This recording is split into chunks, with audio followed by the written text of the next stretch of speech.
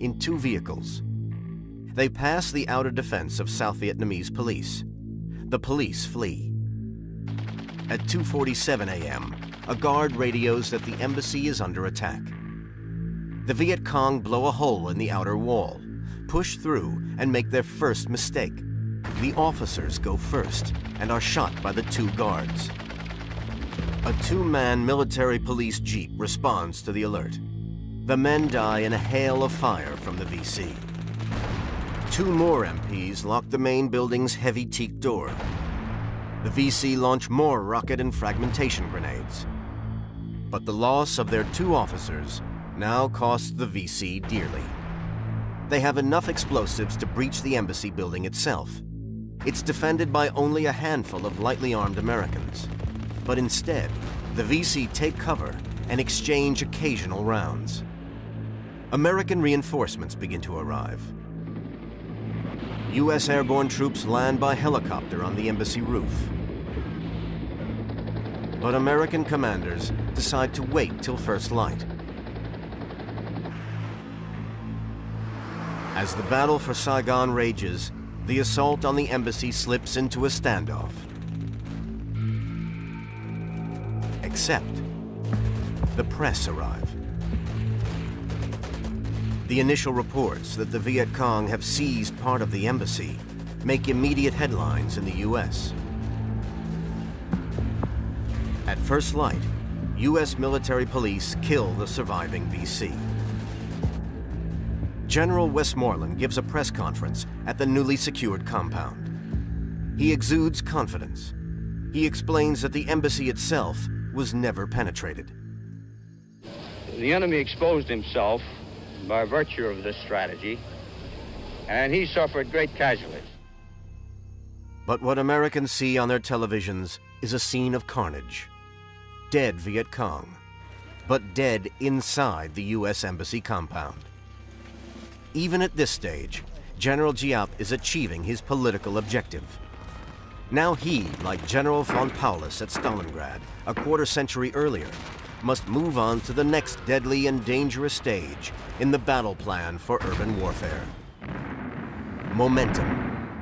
The troops must maintain the impetus and momentum of their attack and not allow the defenders to regroup or slow them down.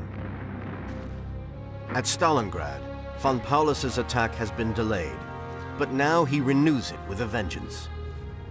His infantry push forward. Swastika flags mark their positions so that Stukas can dive bomb ahead of them. Tanks and infantry drive in from the west and south. Von Paulus throws 200,000 German troops against the city. For 3 days and nights, they fight their way in. Stalingrad is already a city of ruins and corpses. Only the arrival of 10,000 Soviet troops of the elite 13th Guard Division saves the city. But the fighting is now different. It's urban warfare, and urban warfare at its most deadly. The fighting is hand to hand, street by street, house by house, room by room. Both sides have to adapt. New tactics, new ways of fighting. The Soviets developed the concept of killing zones, heavily mined areas through which only they know the way. The Germans developed special groups, Kampfgruppen, teams of specialists armed with machine guns, submachine guns, and grenades. But the Germans' key weapon, the MP-40, is not suited to this form of fighting. The long magazine means that it cannot be fired prone whilst on one's belly, or you have to either stand up and you therefore make yourself a target, or you have to perhaps fire it round a corner. Whatever you do, you are a target, and being a target is the one thing you do not want to be in an urban environment. The Soviets, on the other hand, have the perfect weapon for urban warfare.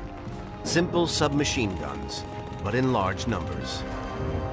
This meant that a squad of 7 or 8 Soviet soldiers with submachine guns had far more close-range firepower than a squad of 7 or 8 German soldiers armed with a single light machine gun. In the first days of October, von Paulus launches what he hopes is his final offensive against the 3 remaining Soviet strongpoints: the tractor factory, the barricades arms plant, and the Red October steelworks. In 10 days, half the Red October plant and most of the barricades complex have fallen. By early November, von Paulus has reduced the Soviet-held area to 2 small enclaves.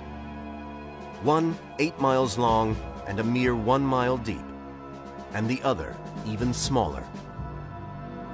Von Paulus appears to have regained momentum. He seems to be on the verge of victory.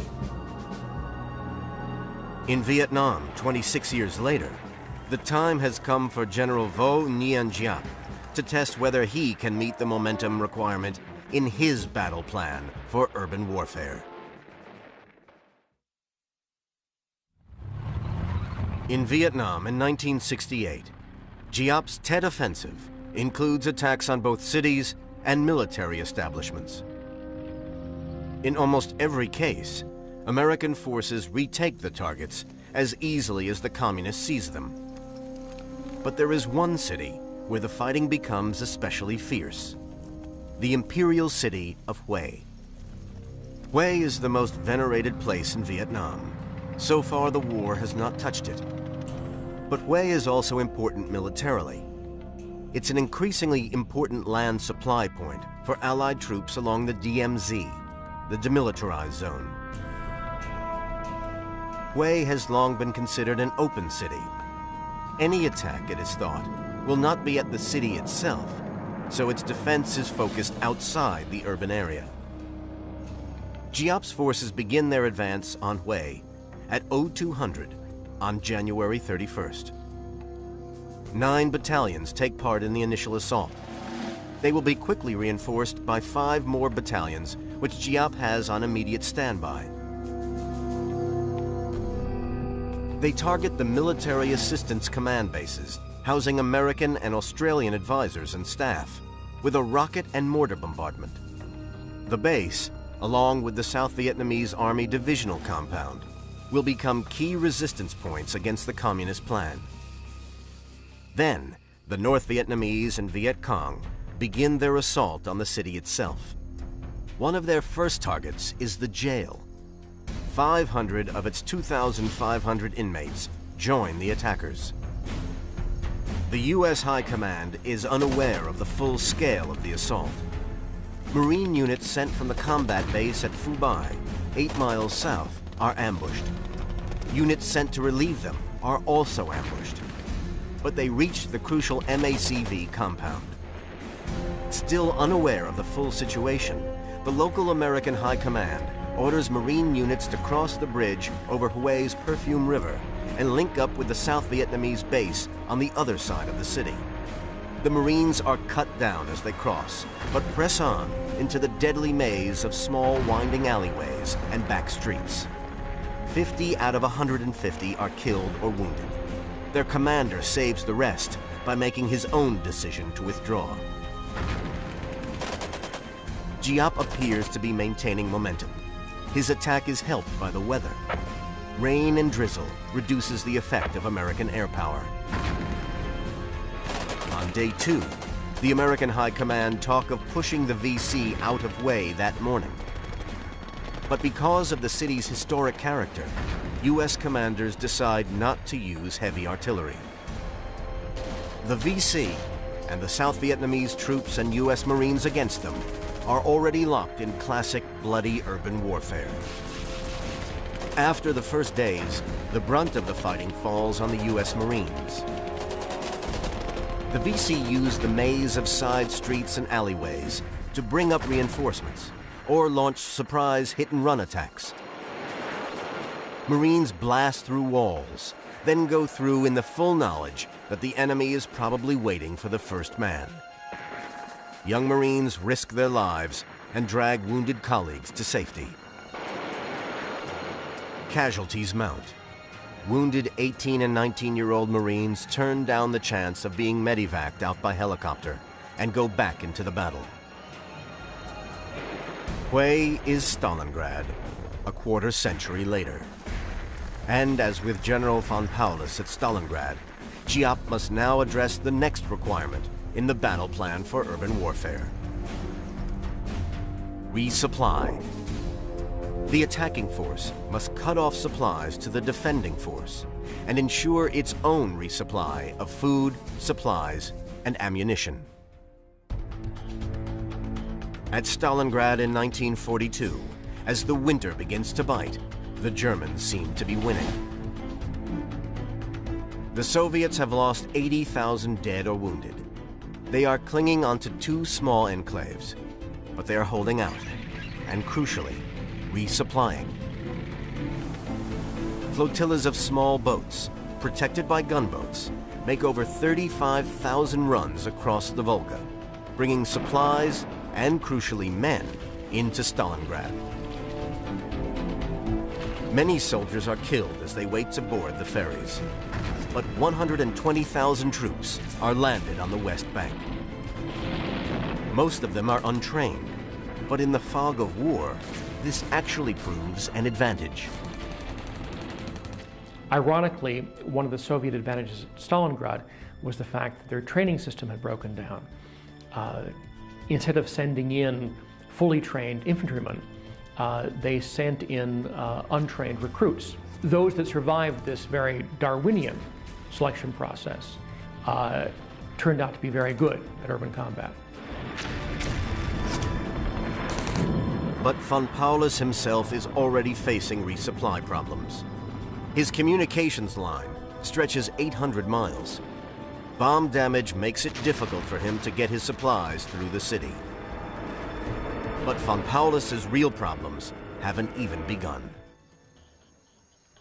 In Vietnam in 1968, not all of Giap's plan relies on resupply. In Saigon, Giap's forces plan to seize heavier weapons from enemy positions. But often, as at the Long Binh Logistical Command Complex, they are beaten back by superior American firepower, much of it supplied by troops who have speed-marched from other locations. At Hue, Giap supplies his forces from bases he has established for the operation. In Stalingrad, a quarter-century earlier, the Russian winter is tightening its grip.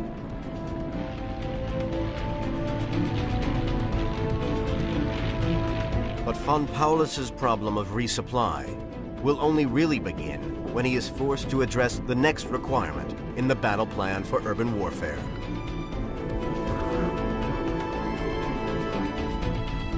Security. Commanders must watch for any enemy counterattack.